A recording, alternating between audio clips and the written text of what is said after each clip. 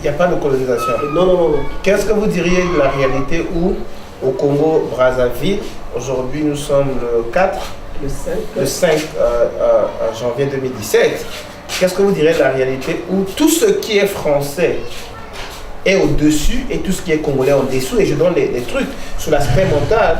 La langue, identité, culture de la France est standard au Congo et les langues, identité, culture des Congolais, propriétaires du pays, sont en dessous.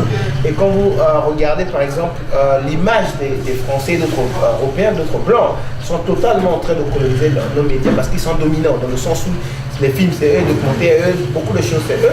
Et quand vous regardez un autre truc aussi, c'est que leurs médias sont plus puissants ou plus dominants chez nous. Ça veut dire qu'on est chez nous, mais c'est comme si c'est eux qui gèrent notre mental. Dans le sens où les Canal+, les RFI, les TV5 Afrique Monde et ainsi de suite sont dominants. Là, j'ai pris l'aspect mental.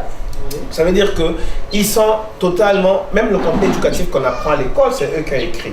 Ça veut dire que le Congolais est mentalement toujours tenu par le colonisateur français, parce que tout est à lui dans le mental du Congolais, presque tout. Et quand on parle sur le plan économique, presque tout ce qu'on consomme, l'argent va chez les Français ou chez leurs frères européens ou leurs alliés. Et ça veut dire qu'on a une machine à créer l'emploi là-bas parce que les milliards qu'on dépense sur les habits, les chaussures, les brosses à dents rentrent dans leur compagnie. Et quand on regarde sur le plan des ressources naturelles, ça on a fait la recherche là-dessus, vous verrez par exemple que le Congo ne touche que 10 à 13% de son pétrole, pendant que les compagnies françaises et autres européennes touchent 87 à 90%.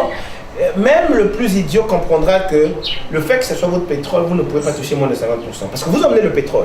Eux, ils emmènent l'investissement, ça doit être minimum 50-50. Mais on a une réalité où c'est 10 à 13%. Et quand vous regardez, là où les gens ne veulent plus de l'or marron, ils achètent les produits. Donc nous appelons ça colonisation parce que l'ordre, ça veut dire comment les choses sont structurées et le système met un peuple étranger totalement dominant. Ça veut dire que l'ordre ne bénéficie que eux et nous comprenons que dans une telle réalité, c'est presque impossible qu'on avance. Vous dites quoi? Est-ce que ça, c'est pas une colonisation? Vous appelez ça quoi?